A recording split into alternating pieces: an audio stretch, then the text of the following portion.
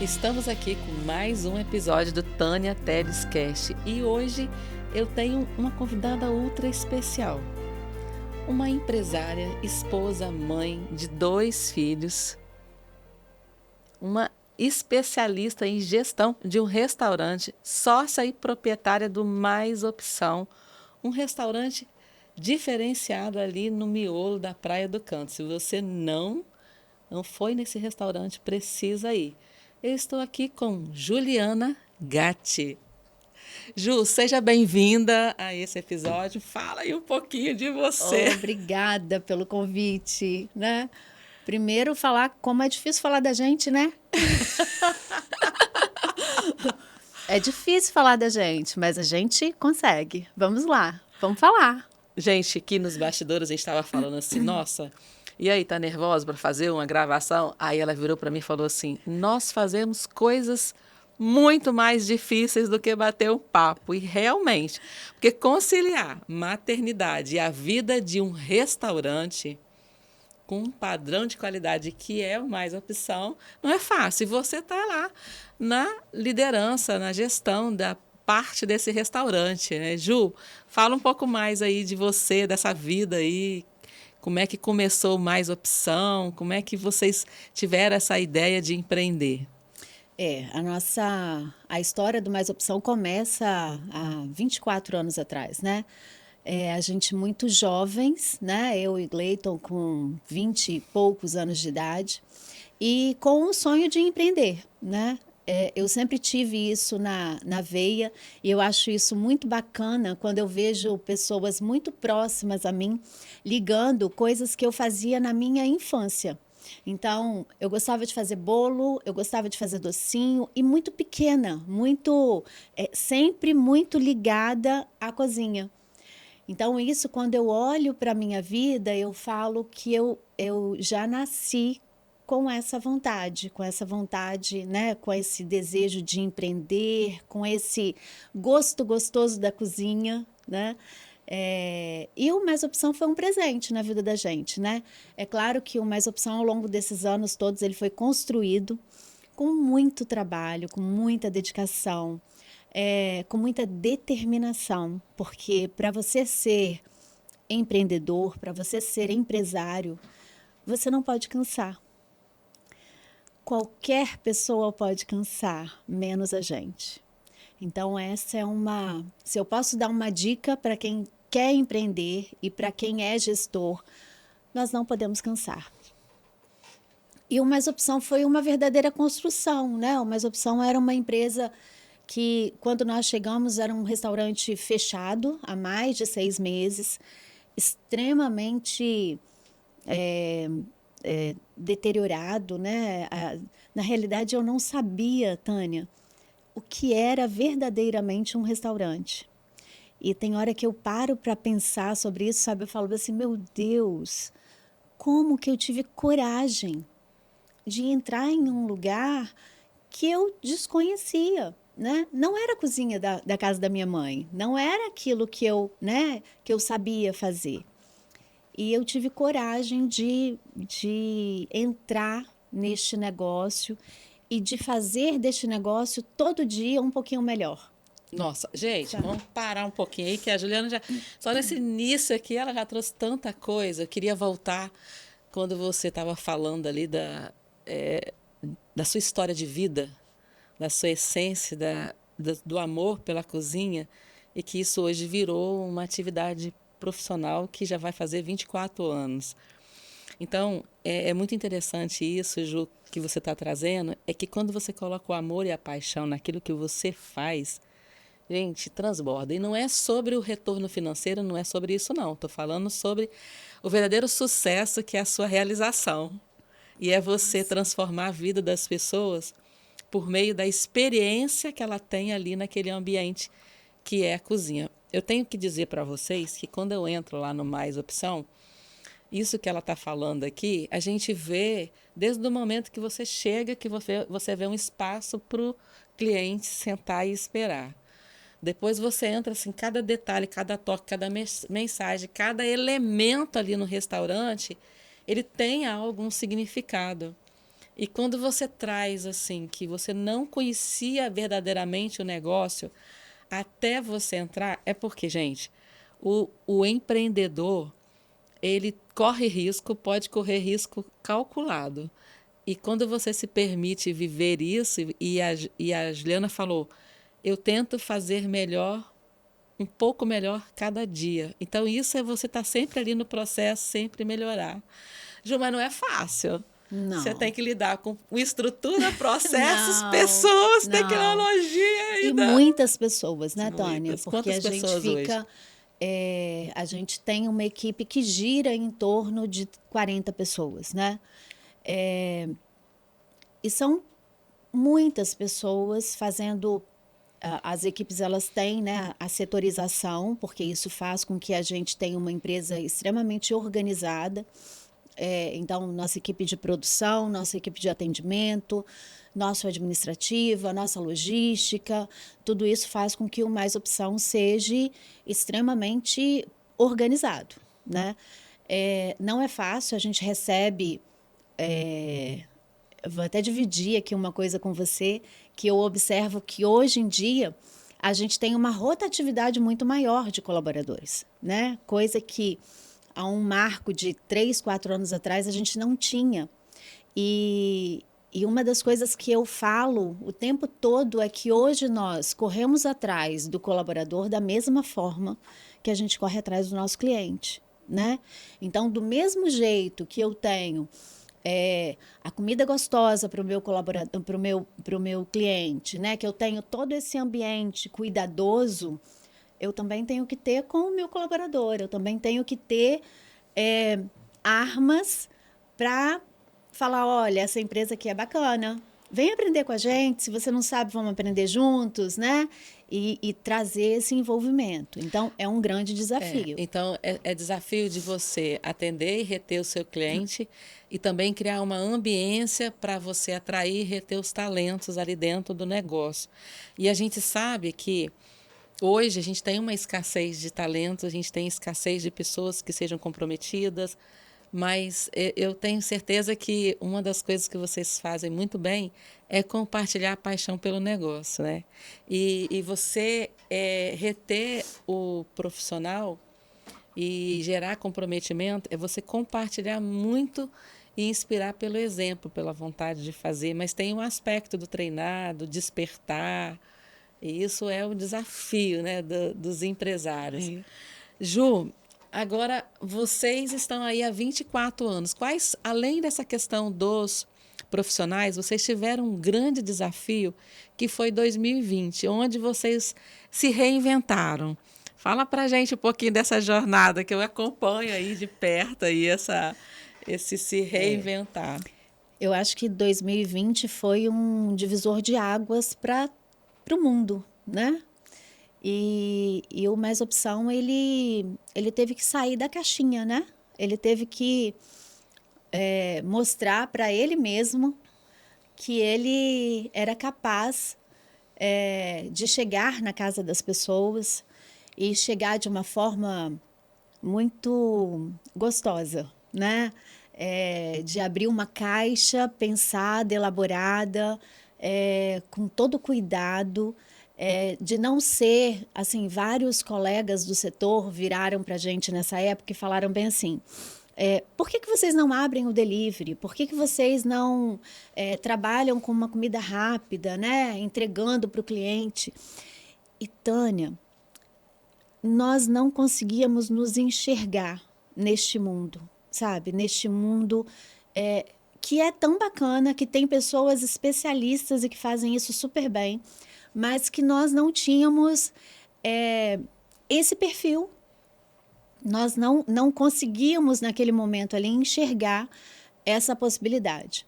E aí, um belo dia à noite, e a gente já estava com a casa assim há uns 30 dias fechado, e é desesperador, né? Porque acabou o período de férias, acabou todas as cartas na manga que nós tínhamos, elas já tinham sido usadas. E aí, um belo dia, à noite, em casa, eu conversando com o Gleiton, e aí eu falei bem assim, Gleiton, a gente precisa fazer uma ação para que a gente volte a ter o Mais Opção funcionando de alguma forma. E aí eu fui dormir com isso martelando muito na minha cabeça, sabe? E, e eu olhando, vendo várias possibilidades, de repente eu olhei uma caixa na minha frente. Uma caixa, não me lembro o que era, uma caixa de alguma coisa. E aí eu olhei para aquilo e falei bem assim, ó, gente, eu podia mandar uma caixa de comida para o meu cliente. Uau. E ali surgiu, no dia seguinte, eu já conversei com o Gleiton da ideia, e aí, em seguida, eu acionei, na época era a Régia, que trabalhava com a gente como chefe de cozinha, eu dividi isso com ela, falei, olha, vamos tentar viabilizar, né? A ideia era abastecer o nosso cliente para o final de semana ou para a necessidade dele, né? E nós muito resistentes com relação ao sistema de entrega, então, na época, nós mesmos assumimos essa parte de entrega, porque eu não queria que a sua caixa se movimentasse, sabe? Eu queria que ela chegasse lá para você, assim, perfeita, como a gente tinha pensado nela, né? E isso foi muito legal, isso foi desafiador. As redes sociais entraram nesse momento muito mais forte, né? Sim. Juliana só aparecia por detrás das câmeras. Não, mas espera aí, eu quero voltar lá na caixa. Eu lembro da minha experiência ao receber a minha caixa. Gente, caixa parece que é padrão para todo mundo, mas aquela caixa ela vinha com carimbo todo lindo, com um bilhete dentro, com as comidas todas separadas, organizadas. E pensa naquele tecido de coração vermelho, assim, vinha embalado com um guardanapo pensado. Cada detalhe ali é marketing na veia, na raiz, mas é centrado na necessidade, na experiência do cliente. Então, para mim, foi assim: eu olhava para a comida, para aquela caixa, e falava, não dá nem vontade de comer, dá vontade de ficar ali só olhando, só observando, né? Porque realmente foi muito impactante, muito transformador. O que eles idealizaram realmente foi uma experiência tão deliciosa. Você receber aquilo com o bilhetinho do coração ali para o cliente, foi realmente assim, uma experiência incrível no meio da pandemia, né? A minha caixa ela chegava, nossa, então eu quero te dizer assim, que ao vivo, né, como é importante isso, a gente se sentir querido ali, se sentir é, valorizado pelo nosso fornecedor, e foi uma experiência sensacional. Mas fala um pouco mais, Ju. É, e eu não sei se você se lembra, mas os bilhetes eram escritos à mão. Sim, Era eu que escrevi.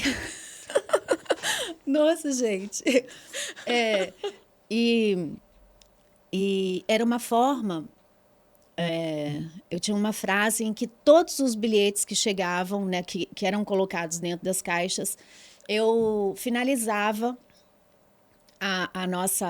o nosso desejo, colocando que dias doces virão, né? E essa frase ela nos abasteceu por muito tempo, né? No sentido de ter coragem, de enfrentar, de falar bem assim, olha, isso vai passar, isso vai passar, tá demorando, mas vai passar, né? É, e esse cuidado, Tânia, ele tem um significado. Eu penso que comida, ela é a forma concreta de amor. Então, a cozinha na minha casa, ela é um lugar muito, muito, muito, muito importante. A cozinha do Mais Opção é uma cozinha de uma importância gigantesca.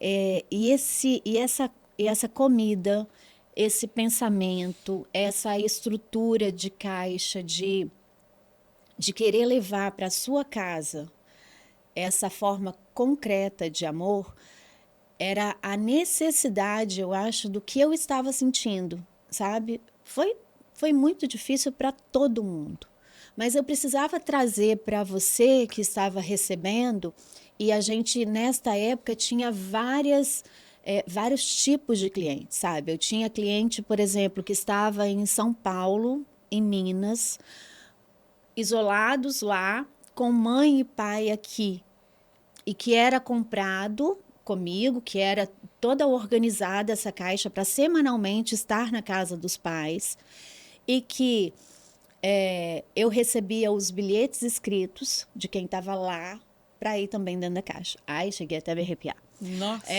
Então, assim, são N histórias, sabe? São N... e um crescimento sem tamanho nesse momento para gente.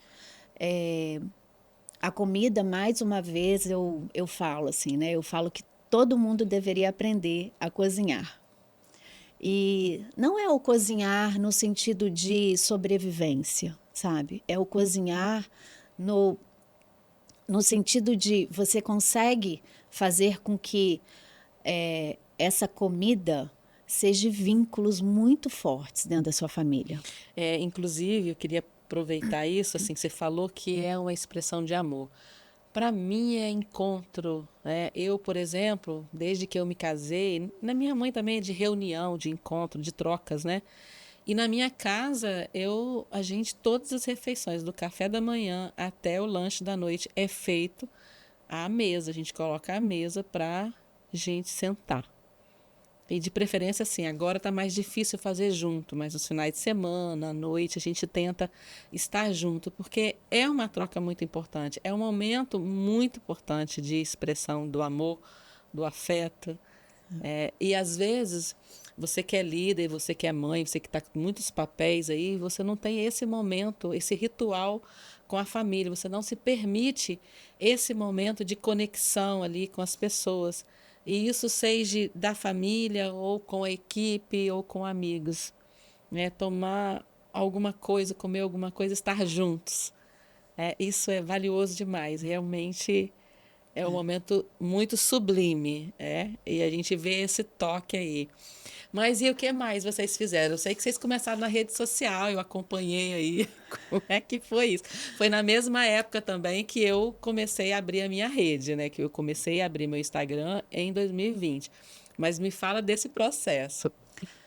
Na realidade, nós já tínhamos as redes implantadas, né?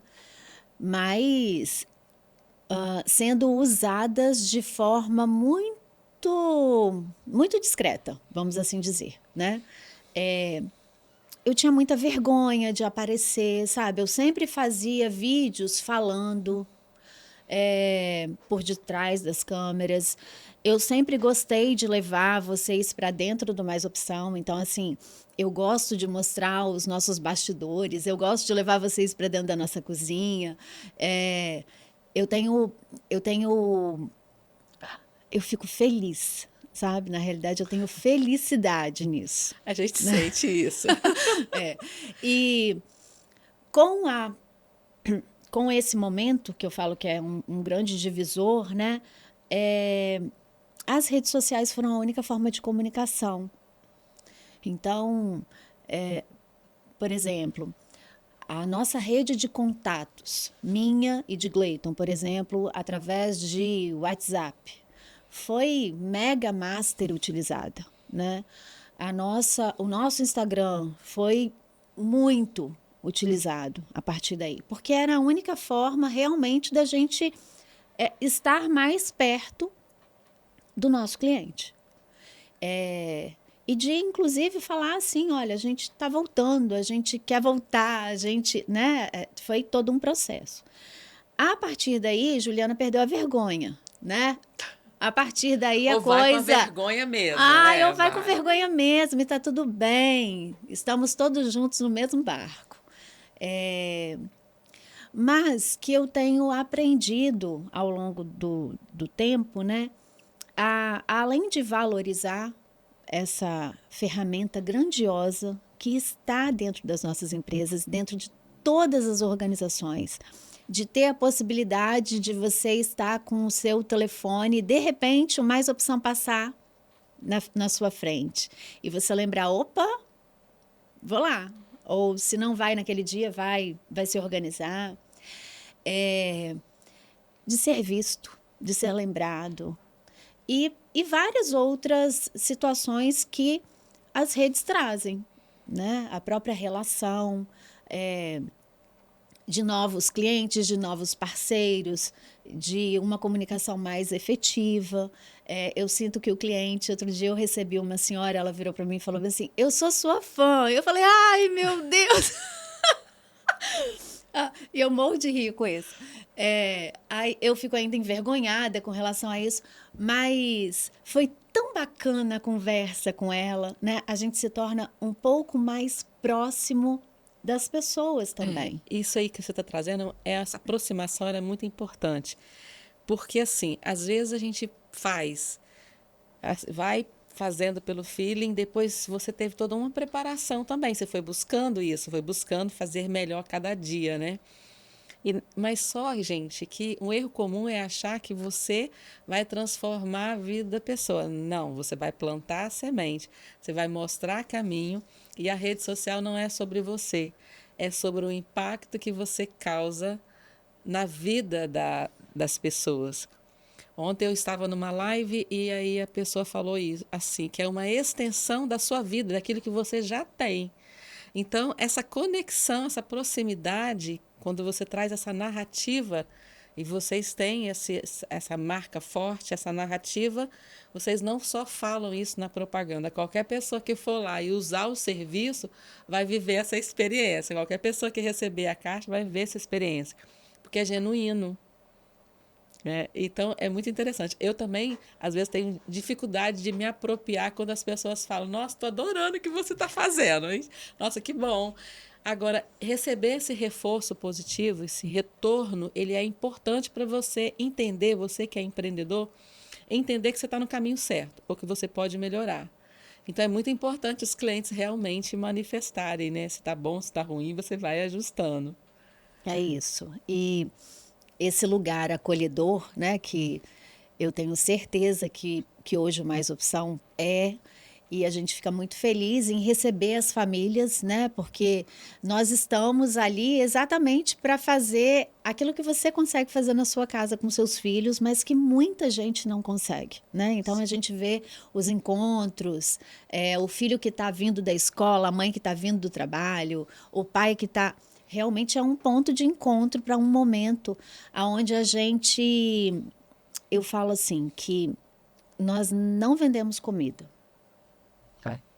Tânia, nós vendemos ou nós estamos ali para fazer parte do melhor momento, de um dos melhores momentos do seu dia, que é o seu horário de almoço. Então, é realmente restaurar, refazer, se energizar, se abastecer, né? É isso. Eu acho que a comida e esse momento do horário de almoço, onde você, às vezes a gente come tão rápido que a gente não para nem para pensar sobre isso.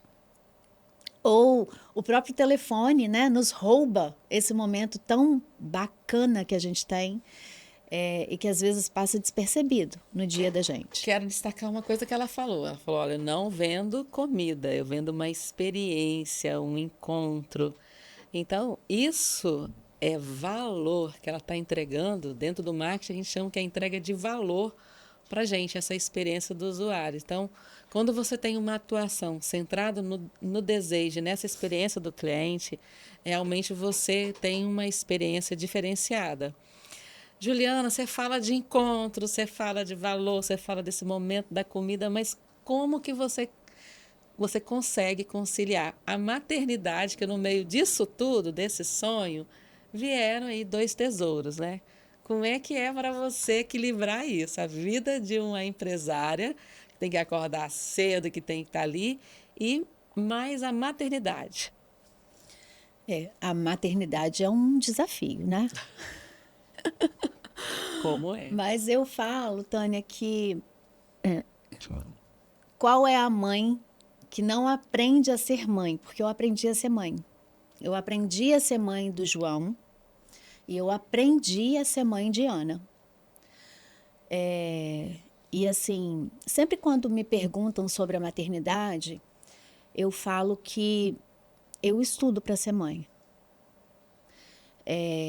A cada fase que os meus filhos estão, eu, sabe, eu estudo. Eu Oi, quero. Juliana, e não tem problema nenhum a gente falar isso. Eu também, nenhuma mulher nasce sabendo ser mãe. Ela pode ter Não. uma ideia, que aqui é mais que uma universidade.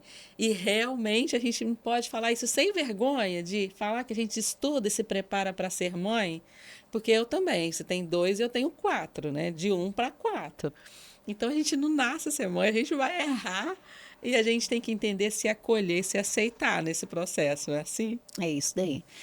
E assim, vou até falar um pouquinho do que aconteceu com o nascimento do João.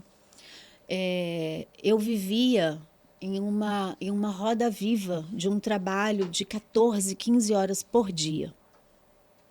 E isso eu acho que acontece com muitas mulheres, Tânia, muitas. Muitas mulheres. Eu, ao contrário do que outro dia me perguntaram isso, e eu me preocupei com tudo do enxoval do João, sabe? Assim, eu me preocupei com cada detalhe para receber essa criança, mas eu não me preocupei com um detalhe fundamental comigo. Como eu iria administrar uma, uma empresária, uma profissional que ama o que faz, sabe? De repente, estar dentro de casa 24 horas com um bebê e eu fui de cabeça nesse período, sabe? Porque eu queria amamentar, porque eu queria cuidar, porque eu queria. E foi muito difícil. Foi muito difícil, sabe? Eu me recordo, assim, de muitas lágrimas, de muita dor, de muita em uma amamentação extremamente difícil. E eu acho que ainda um pouco a mais do que isso. Hoje eu vejo relatos de muitas mães e eu não entendia o que estava acontecendo comigo. Hoje eu tenho plena consciência que eu tive uma depressão pós-parto, não diagnosticada. Nossa, isso aí é muito forte. E é muito Sabe? importante isso que você está trazendo, porque é a rede de apoio não somente para a criança, mas para a mãe. Esse olhar, né? Como isso, como você passou por situações e sem esse suporte adequado por uma questão do diagnóstico, né? E assim, como eu falei, eu acho que eu não me preparei no sentido de entender quais seriam os desafios desse bebê que estava chegando, né? Os desafios, eu nem, não sonhava. Gente, amamentar é a maior prova de amor que você pode dar para um ser vivo na face da Terra. Nossa, é verdade mesmo, porque você dá um pouco de você. E é uma escolha, É isso daí. É isso daí. é um Né? desprendimento muito Então, grande. fora esse cansaço todo. Então, foi um grande aprendizado, né? Eu tive uma criança que, por 3 anos e meio, o João nunca teve uma noite de sono completa. E, gente, eu tô falando de 12 anos atrás. Parece que eu tô falando, assim, de 30 anos atrás, né? Porque eu levava no pediatra e o pediatra falava bem assim, olha, isso é normal, tá tudo bem, né? É assim mesmo. Gente, não é assim. Não é assim. Uma criança precisa dormir. Ele tinha alguma coisa que a gente. Até hoje eu não sei o que é. Mas foi muito difícil. Eu fiquei 6 meses em casa, de licença, maternidade. E foi quando eu voltei a trabalhar, isso se tornou ainda mais desafiador, porque eu voltei às minhas rotinas e eu tinha uma criança que não dormia, então eu virei uma pessoa que não Um conseguia zumbi. isso daí. Eu virei um zumbi, sabe? Eu não conseguia ter produtividade, eu não conseguia. Eu falo que a minha vida foi. Parece que ela foi estacionada para que eu conseguisse talvez aprender mais, entender mais, né? E esse momento da vida, da minha maternidade, por exemplo, foi um momento onde eu aprendi muito. Isso eu tenho certeza. Foi desafiador, foi A gente teve momentos onde a empresa, eu percebi isso ao longo do tempo também, né? Como eu dei uma estacionada na empresa, sabe? Como eu me mantive quietinha. E não foi proposital. Talvez tenha sido o meu instinto de De mãe e de... sobrevivência. Isso aí. Eu acho que é muito interessante a gente entender que essa fase, a criança passa por transformação, mas a mãe também passa por transformação, muitos hormônios. Nas minhas 2 gestações, são 2 gestações de alto risco, então é um momento de vulnerabilidade, você querendo dar o seu melhor, mas você não sabe de tudo, então você fica inseguro nos primeiros momentos, nos primeiros meses. Uma outra questão também, que é um erro muito comum, você achar que você tem que dar conta de tudo, que você tem que ser uma super mãe, gerar resultado. Uma outra questão também que é muito comum é a gente não pedir socorro.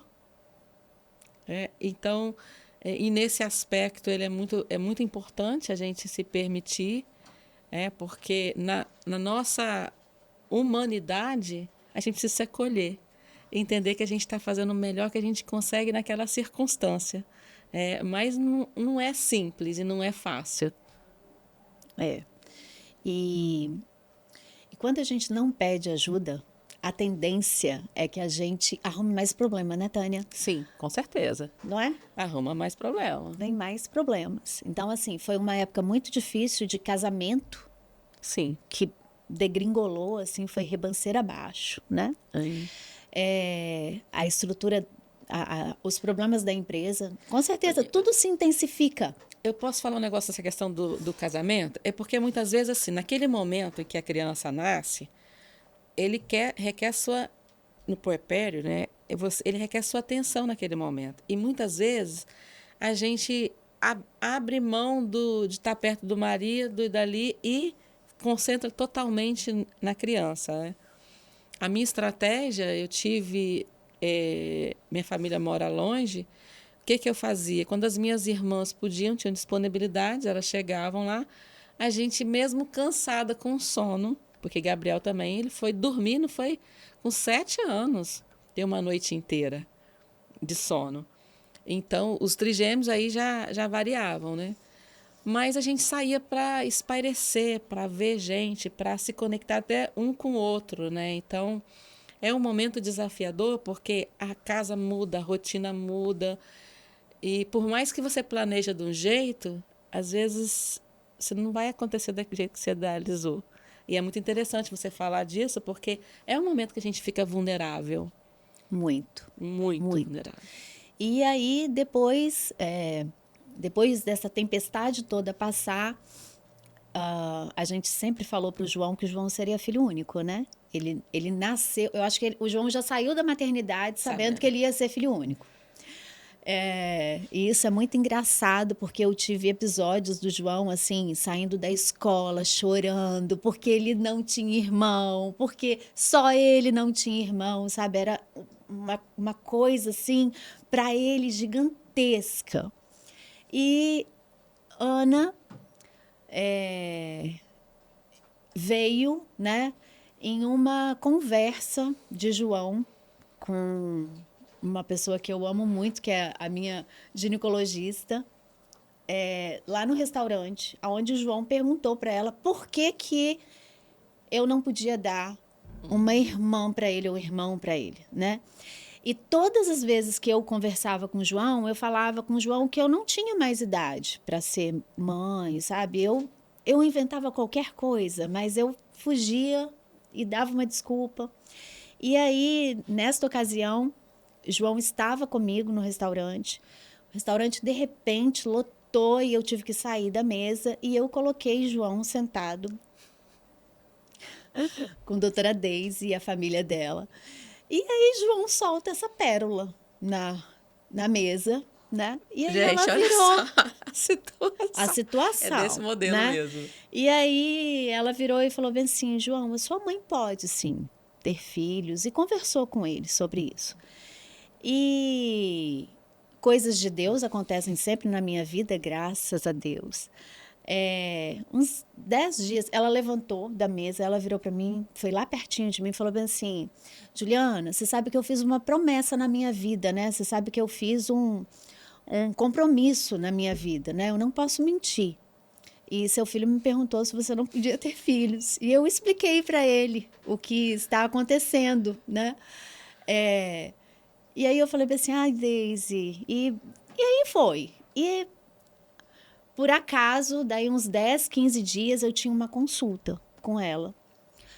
E nós, na consulta, nós conversamos muito. E ela virou para mim e falou bem assim, Juliana, vocês têm uma família linda. Você pode, sim, engravidar. Eu tinha acabado de fazer 40 anos. Você é uma mulher saudável, vocês têm uma família maravilhosa. Pensem, porque você tem muito pouco tempo. E aí eu saí do consultório assim, meio que abalada, assim, sabe? Meio que sem saber o que fazer. E eu encontrei com o Gleiton, falei assim, Gleiton. E aí falei o que tinha acontecido. Ele olhou para mim assim e falou assim, se você quiser, a gente tem. E aí veio Ana, sabe? Veio Ana muito rápido, porque eu não esperava que eu fosse engravidar tão rapidamente. Numa gestação mega tranquila, numa gestação que assim, que floresceu, que foi muito tranquila. É claro que eu tinha preocupação com o nascimento, e aí eu já tinha uma preocupação comigo, de como eu iria estar, do que iria acontecer comigo nesse nascimento, né?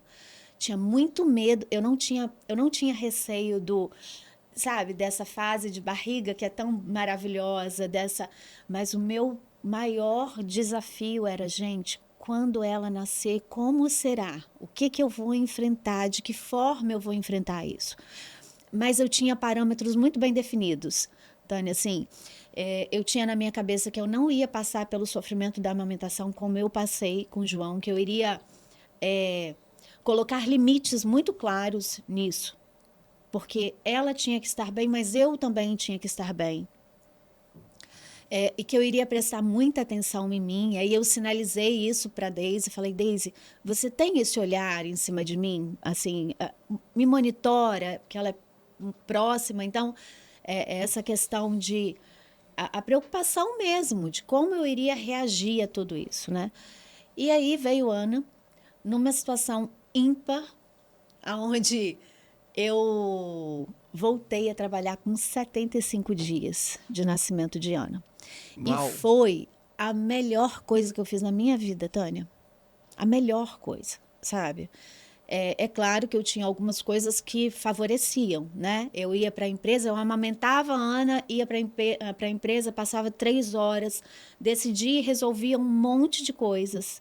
Voltava para casa, amamentava de novo e voltava para a empresa. Então, eu fiz desse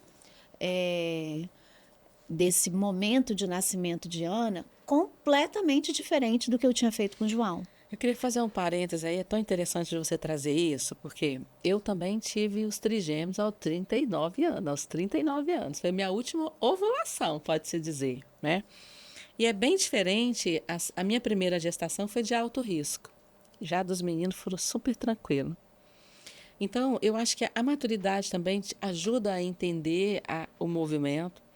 Mas eu quero destacar isso que você colocou. Você tinha um planejamento e a princípio, não estava no seu planejamento. Aí, o que você fez, não só diante do momento, mas dessa reflexão, você realinhou seu curso, sua rota.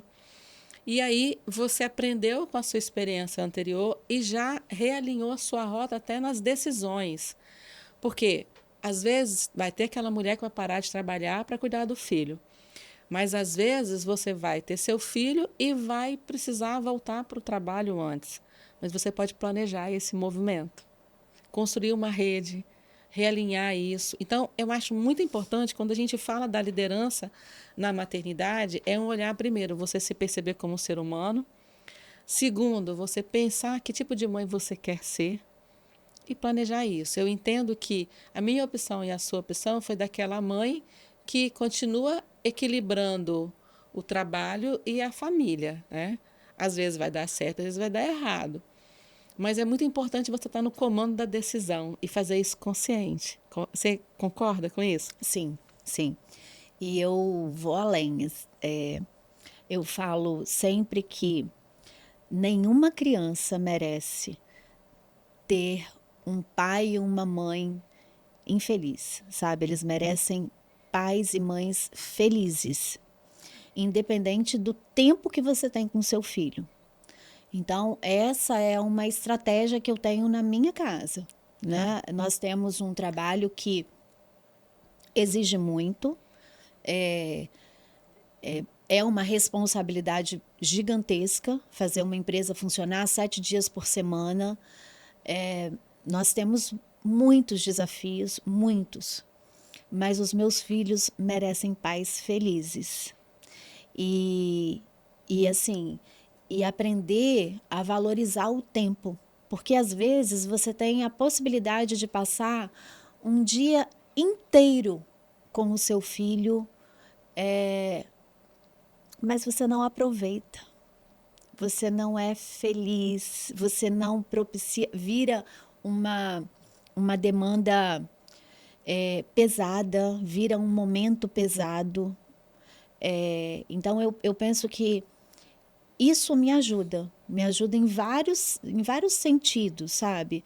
As minhas crianças, por exemplo, às vezes a gente fala bem assim, final de semana. É desafiador, porque quando você está durante a semana é uma coisa. Você tem escola, eu tenho um braço direito forte em casa, que me ajuda muito, Isso é né? uma estratégia bacana para quem trabalha, é você investir numa equipe que fica na sua casa, que seja bacana e fazer um investimento muito bem feito. Né? É a estrutura, E né? assim, eu nunca me permiti ter essa estrutura final de semana, Tânia. Nunca, nunca me permiti. Talvez até por querer, assim, fazer com que o final de semana fosse diferente do que a gente vive durante a semana. Então, sempre quem colaborou muito com a gente é avó, é tio, é madrinha, sabe? São a irmã. Então, são essas pessoas que muitas das vezes nos socorrem. Mas eu falo que aproveitar, e eu tenho que saber aproveitar isso dos dois lados. Teve um momento na minha vida que eu ficava, por exemplo, com as minhas crianças. E aí eu sabia que tinha um determinado problema dentro da empresa.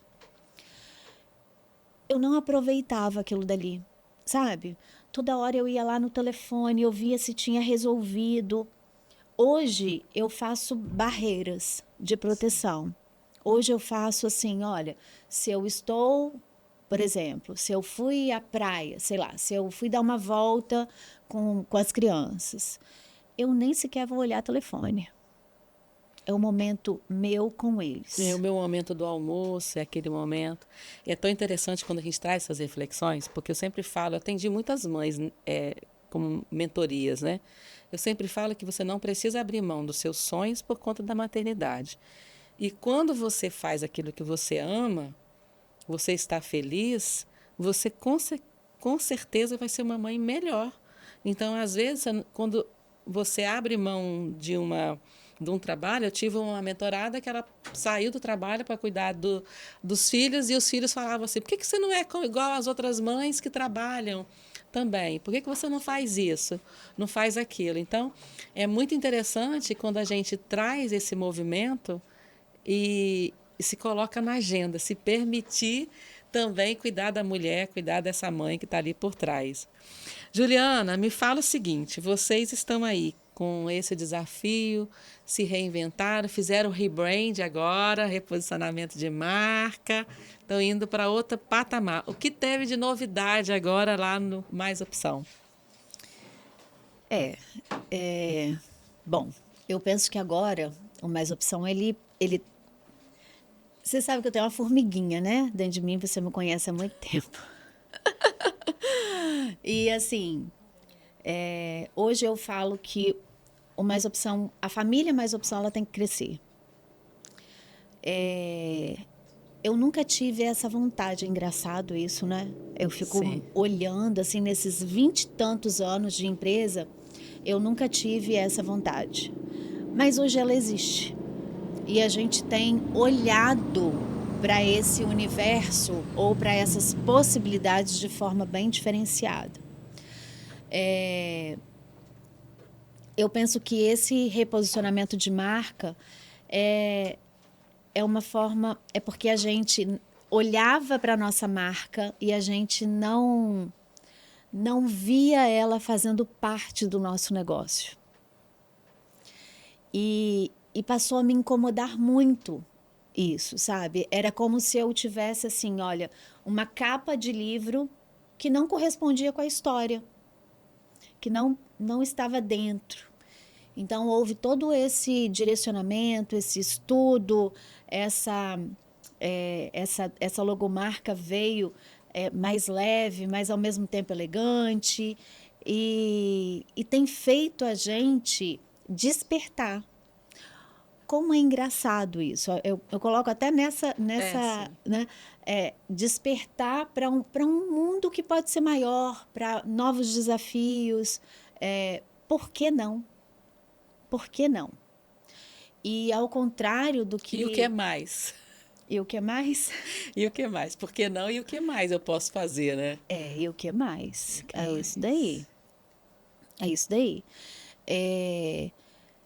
Eu penso que a gente ganhou várias referências, sabe, Tânia? A partir do momento que hoje a gente tem o nosso Natal e o nosso Réveillon, que é realmente um período muito desafiador para a gente. É um nicho de mercado que a gente conquistou ao longo dos anos, mas com um aprendizado e com uma vontade de dar certo muito bacana. Então, ao mesmo tempo que é muito desafiador, é muito prazeroso para a gente, sabe? Eu falo que é uma das comidas que eu amo, que é a tal da comida de Natal. Eu amo sabe? Essa mesa reunida, eu amo ter as informações das pessoas, de como elas receberam, quantas pessoas elas vão receber. Sou eu que cuido disso junto aos clientes, eu não abro mão dessa questão. Mas a cada ano que passa, vai sendo mais desafiador, sabe? A gente se cobra em fazer o melhor, o diferente e levar para você a praticidade. A gente não abriu mão das caixas, sabe? As caixas, elas continuam dentro do Mais Só que Opção. elas estão no outro nível Isso agora, daí, né? num outro Ainda nível. personalizadas. Se fosse Isso daí. vocês aí, ficava de olho aí nessa programação de Natal aí, de Réveillon, que vocês fizeram Semana Santa também. Semana Santa. Semana Santa foi escandalosamente deliciosa. Não, peraí, vale a pena. Juliana, chegando ao final do nosso podcast, de mãe empreendedora para mães, qual é a sua última mensagem? Para as mães, vamos lá. Sejam felizes. E tenham essa felicidade em vocês, porque ela vai transbordar e vai chegar para os filhos, para a família. Sabe? Faça o que te faz feliz. Olhe para você. A máscara de oxigênio realmente tem que estar em você, porque você é o oxigênio possivelmente da sua família toda. Então, é isso que eu deixo. Seja feliz. Fica mais leve. Olha, eu quero te agradecer por ter aceito o meu convite.